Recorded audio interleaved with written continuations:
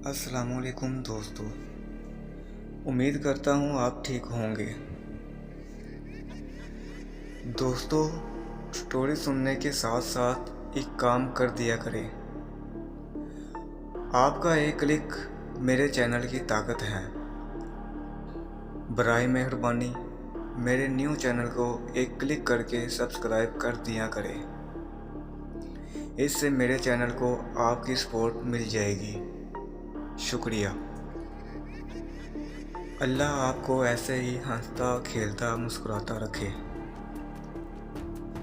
कहानी को आगे बढ़ाने से पहले ये बताता चलूँ, ये स्टोरी हमें मिसेस जाहिद ज़िला जंग से शेयर करती है। सुनिए इन्हीं की ज़ुबानी। दोस्तों, ये स्टोरी थोड़ी लंबी है।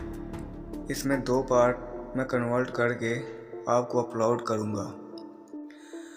अरमान भाई, बहुत शुक्रिया। अल्लाह आपको सेहत तंदुरुस्ती दे, आमीन। अरमान भाई, ये वाक़या हमारे पड़ोसी के साथ गुज़रा है। मेरे ज़हन में जब भी ये वाक़या आता है, मेरे रोंगटे खड़े हो जाते हैं। जिनके साथ गुज़रा ये एक न्यू कपल था। अभी नई नई इनकी शादी हुई थी। हमारे घर के बिल्कुल साथ रेंट में मकान लिया था। लड़की का नाम ज़किया था। इसके हस्बैंड का नाम फरीद था। इनके घर के अंदर एक पीपल का दरख्त था जो चारों ओर अपनी शाखें फैलाए इस घर को ढांपे हुए था। बाज़ औक़ात हमारी ज़िंदगी में ऐसे वाक़यात बीतते हैं जिनको फरामोश करना हमारे लिए नामुमकिन हो जाता है। इन गुज़रे वाक़यात को याद करके महसूस होता है कि जैसे ये कल की बात हो।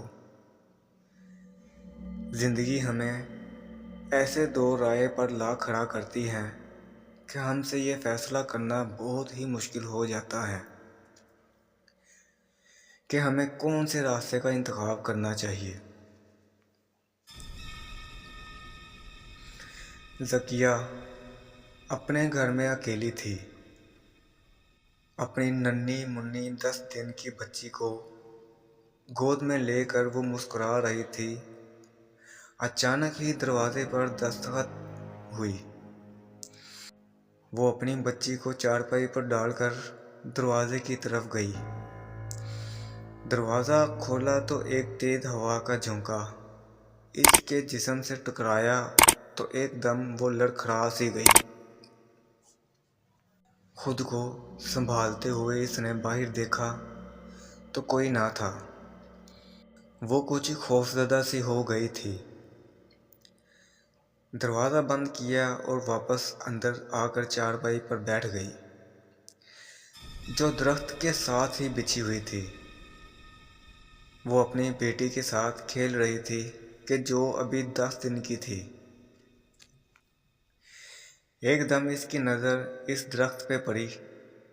इसकी आंखों ने एक ऐसा मंजर देखा कि एक काले वजूद में दरख्त पे बैठा हुआ इसकी तरफ घूर रहा था, जिसकी आंख अंगारे की तरह लाल सुर्ख जो रात को साफ जलती हुई दिखाई दे रही थी। ज़किया खौफज़दा होकर इसकी तरफ देखती रही।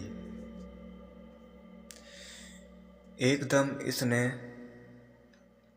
ज़किया के ऊपर छलांग लगा दी। ज़किया ने एक चीख मारी और बेहोश हो गई। इसकी चीख सुनते ही मैं और भाभी इनके घर गए। इसे होश दिलाने की बहुत कोशिश की मगर ज़किया होश में ना आ रही थी।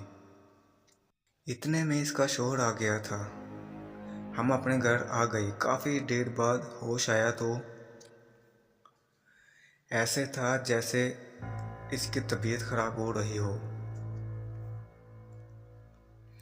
इसकी वजह से फरीद ने इसके माँ बाप को बुलवा लिया। आधी रात का वक़्त था तो फरीद ने अपने बच्ची की रोने की आवाज़ सुनी। तो फरीद की आंख खुली तो देखा ज़किया बिस्तर पर ना थी। फरीद ने यह सोचकर बच्ची को चुप करवाने लगा, शायद ज़किया वॉशरूम गई हो। काफ़ी टाइम गुजरने के बाद ज़किया ना आई। फरीद ने उठ के इधर उधर देखने लगा, ज़किया कहीं नज़र ना आई। फिर बाहर सहन में जाके देखा तो फरीद वहीं का वहीं रुक गया। फरीद की आंखों को यकीन नहीं आ रहा था कि ये इस तरह का खौफनाक मंजर भी कभी देख सकता है। फरीद ने देखा कि ज़किया हवा में खड़ी और उसी दरख्त की तरफ देखकर हंसी जा रही थी। इसकी आवाज़ अपनी नहीं थी, बल्कि वो हंसी एक मर्द की थी और बहुत ही खौफनाक हंसी थी। फरीद ने जैसे ही इसके माँ बाप को उठाने इनके कमरे में जाने लगा तो फरीद बहुत बुरी तरह गिर पड़ा। इसके पाँव में मोच आ गई थी, जिसकी वजह से फरीद को चलने में दुश्वारी हो रही थी। बहुत मुश्किल से वो दरवाजे पे पहुंचा। इसने दरवाज़ा खटखटाया। ज़किया का बाप इसे घबराया देखकर पूछने लगा, क्या बात है बेटा, तुम इतने घबराए क्यों हो? सब ठीक तो है? फरीद बोला। वो ज़किया फरीद से बात भी नहीं हो रही थी। क्या हुआ ज़किया को? ज़किया बाहर हवा में खड़ी है। ज़किया के माँ बाप जल्दी से बाहर आए तो बाहर कोई ना था। फरीद ये देखकर इधर उधर देखने लगा। फरीद जल्दी से कमरे में गया तो देखा ज़किया अपने कमरे में सो रही थी। ज़किया के माँ बाप ने फरीद को कहा, बेटा कोई ख्वाब देखा है? ज़किया तो अपने कमरे में सो रही है। नहीं, वो ये फरीद बहुत डर गया था। जो मंजर इसने देख लिया था ये खौफ दिलाने में काफ़ी था। ज़किया के माँ बाप ने कहा, चलो जाओ और तुम भी सो जाओ। फरीद को नींद कहाँ से आई? वो बार बार ज़किया की तरफ देख रहा था। फरीद की सारी रात खौफ से जाग कर गुजरी।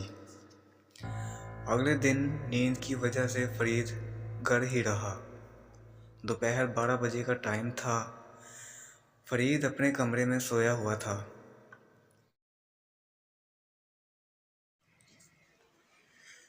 उम्मीद करता हूँ आपको यह स्टोरी पसंद आई होगी।